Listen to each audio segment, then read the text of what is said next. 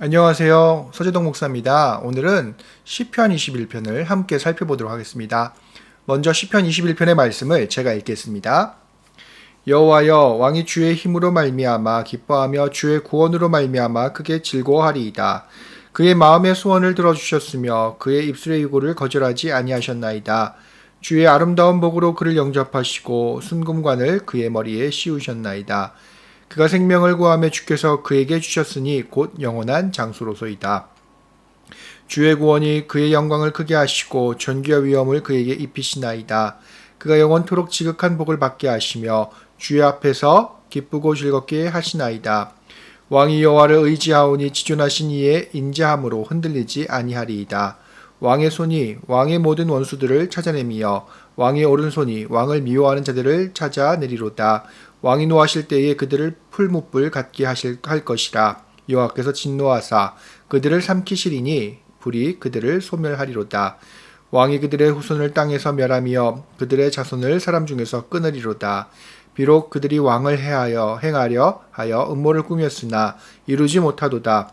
왕이 그들로 돌아서게 하며 그들의 얼굴을 향하여 활시위를 당기리로다. 여호와여, 주의 능력으로 높임을 받으소서.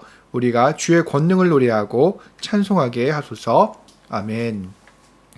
오늘 이 시편 21편은 먼저 감사하는 내용들을 우리가 찾아볼 수가 있습니다. 그래서 학자들은 이 시편 21편의 장르, 그러니까 양식을 구분할 때에 감사시로 구분을 합니다.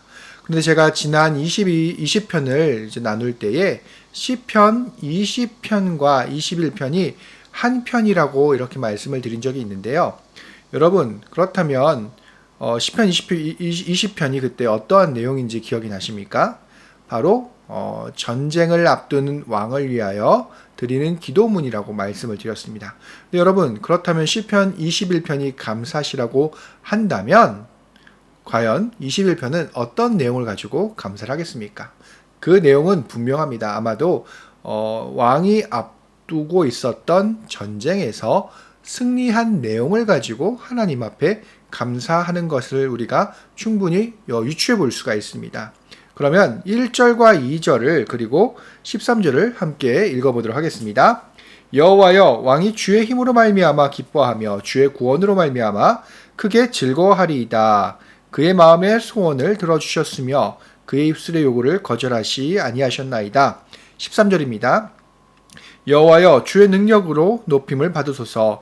우리가 주의 권능을 노래하고 찬송하게 하소서. 이 세 절을 보면 분명합니다. 왕이 이제 전쟁에서 승리한 이후 그 승리의 모든 것들을 통해서 이제 하나님 앞에 감사드린다는 것들을 우리가 확인을 해 볼 수 있습니다. 그러니까 시편 20편에 백성들이 왕을 위하여 대신 드렸던 그 모든 기도의 제목들이 모두 다 이루어졌음을 우리가 확인을 할 수가 있습니다. 여러분, 여기서 분명한 것이 하나 있습니다. 감사라는 것들은 분명히 이유가 있습니다. 우리가 이제 찬양과 감사를 거의 비슷하다라고 할 수 있는데, 찬양과 감사는 이제 거의 비슷하지만 구분할 수 있는 한 가지는 뭐냐면, 찬양은 하나님의 그 존재 그 자체, 하나님께서 계신 그 자체를 이렇게 노래하는 것이라고 한다면, 감사는 분명히 하나님께서 내 마음에 있거나 우리 공동체에게 있는 무언가 소원들을, 그리고 무언가 어려움들을 풀어주셨다, 들어주셨다라는 것을 전제해 볼 수가 있습니다. 그러니까 간단히 얘기하면 하나님께서 베푸신 구원을 경험하고 그 경험한 것들에 대한 하나님의 백성들의 반응이 바로 이게 감사라고 우리는 이해할 수가 있습니다. 근데 여러분, 이것들은 우리에게 중요한 한 가지 질문을 합니다. 무엇이냐면, 우리는 과연 남을 위해서, 다른 사람을 위해서, 혹은 공동체를 위해서 기도를 했는가? 내 기도 제목이 아니라 남을 위해서 기도를 했는가라는 것들을 질문을 해볼 수 있고요. 또 한 가지는 무엇입니까?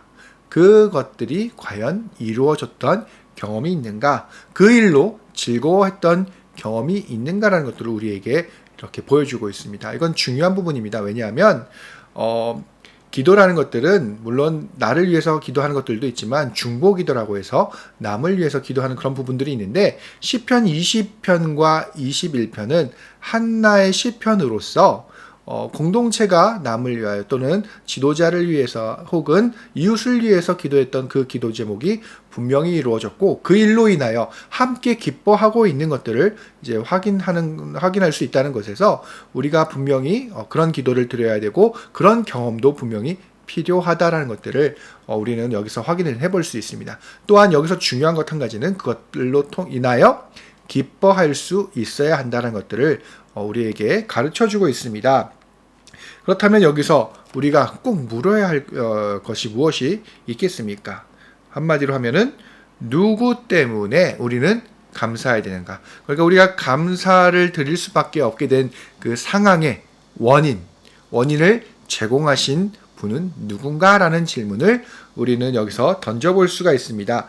이제 3절을 함께 읽어보도록 하겠습니다. 주의 아름다운 복으로 그를 영접하시고 순근관을 그의 머리에 씌우셨나이다. 4절도 읽겠습니다.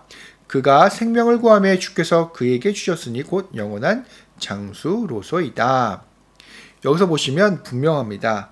승리의 원인 그리고 우리가 감사해야 할 감사의 그런 사건들을 제공해 주신 분이 바로 하나님, 여호와 하나님이라는 것들을 분명하게 기록하고 있습니다. 우리가 때로는 삶 속에서 뭔가 잘된 일이 있을 수 있습니다.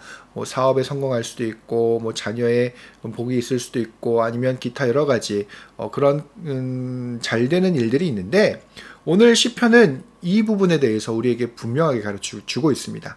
그 모든 우리가 기뻐할 수 있을 만한 감사해야 할 만한 모든 상황을 제공하신 분은 바로 하나님 한 분뿐이라는 것입니다.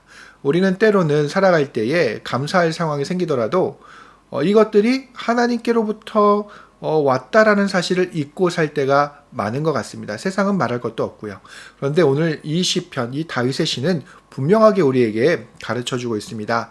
우리가 감사할 일을 만나게 된다면 오늘 이 다윗의 고백처럼 그 모든 것들이 하나님께로부터 왔다는 것. 이것들은 상당히 분명하고 그리고 우리에게 꼭 필요한 신앙인의 모습입니다. 이거는 또 앞으로 이제 살펴보시겠지만 우리가 주인이 누구냐라는 질문이 될 수도 있기 때문입니다. 주권이 누구에게 있느냐, 그리고 내 모든 것들을 하는 것이 나 자신이 아니라 하나님께 돌리는 상황이 되기 때문에 그렇습니다. 그러면은 그 다음 절에서 그런 상황들을 이제 확인을 해볼 수 있는데요. 그럼 지금 6절을 그리고 7절을 한번 살펴보도록 하겠습니다. 6절에서 7절 그리고 5절부터 한번 살펴보도록 하겠습니다. 5절입니다. 주의 구원이 그의 영광을 크게 하시고 존귀와 위엄을 그에게 입히시나이다. 5절에서 뭐라고 얘기하고 있습니까? 주의 구원이 그의 영광을 크게 하셨다. 그리고 주께서 어떻게 하셨습니까? 존귀와 위엄을 그에게 입히셨다. 이건 분명합니다. 하나님께서 원인을 이렇게 발생시키신 거죠. 그러니까 이것들은 분명합니다. 하나님이 모든 감사해야 할 상황들을 주셨는데 여기서 더 중요한 것이 있습니다. 이 세 가지 용어인데요. 영광, 존귀, 위엄입니다.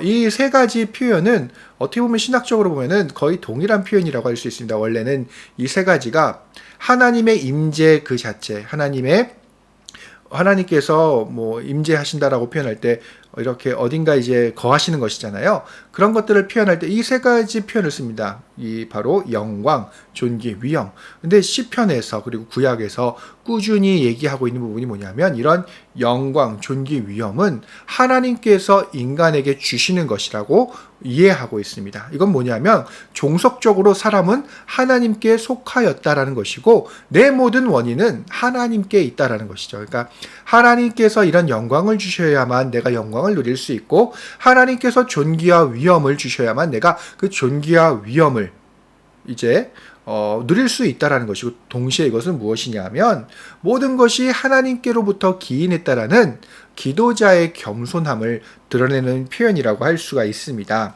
여러분, 이 이야기는 또 무엇일까요? 나에게는 그것을 받을 자격이 없지만 하나님께서 나에게 주셨다라는 기도자의 그런 겸손함을 고백하는 모습이기도 합니다. 그래서 5절의 이 표현은 기도자의 겸손함까지도 드러내는 것. 하나님께 감사하는 것뿐만이 아니라 더 나아가서 나는 그럴 자격이 없지만 하나님께 감사드립니다. 하나님께서 주셔서 감사합니다라는 그런 신앙의 고백까지 담겨 있다라고 할 수가 있습니다. 6절과 7절을 더 읽어보겠습니다. 그가 영원토록 지극한 복을 받게 하시며 주 앞에서 기쁘고 즐겁게 하시나이다. 왕이 여호와를 의지하오니 지존하신 이의 인자함으로 흔들리지 아니하리이다. 여기서 분명히 얘기하고 있습니다. 무엇을 얘기하고 있습니까? 하나님만 의지해야 한다.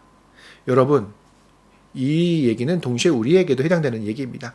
우리는 과연 그렇다면 누구를 의지하고 있습니까? 하나님을 의지하고 있는지, 그리고 또 다른 나의 능력이나 세상의 다른 물질적인 것이나 아니면 뭐 다른 것들을 의지하고 있지는 않는지 다시 한번 나 자신을 바라보게 하는, 공동체를 바라보게 하는 중요한 신학적인 질문이 됩니다.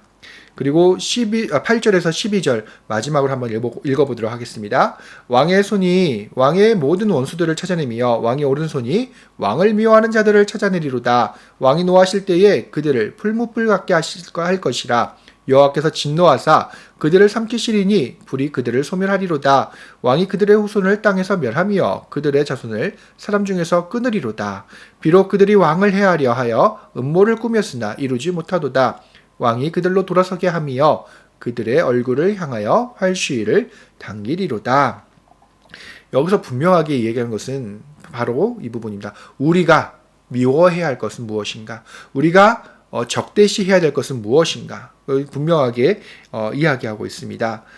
바로 하나님을 미워하는 자들이죠. 여기서는 왕을 미워하는 사람들이라고 표현하고 있지만 더 나아가서 이것은 무엇을 의미하냐면 하나님의 그런 법을 싫어하고 하나님을 미워하고 하나님의 백성들을 공격하는 모든 악한 세력들을 이야기한다라고 할 수 있습니다. 근데 보면은 성전의 그런 개념들, 그런 이미지, 모티브를 통해서 지속적으로 이야기하는 것들을 볼 수가 있습니다. 활시위를 당긴다던가, 그리고 후손을 땅에서 멸한다던가, 이 모든 것들은 우리가 지속적으로 영적 전쟁으로서 이 땅에서 버려야 되는 그런 모습들을 보여주고 있고요. 우리가 끊임없이 하나님의 편에 서서 무엇을 싫어하고 무엇을 한마디로 신약으로 표현을 하자면 무엇에 미련해야 하는가 라는 부분들을 분명하게 보여주고 있다라고 할 수가 있습니다. 오늘도 바로 이 말씀들을 기억하시고 오늘 하루의 삶에서도 하나님의 말씀 속에서 충분히 또한 하나님의 말씀과 동행하는 하루가 되기를 주님의 이름으로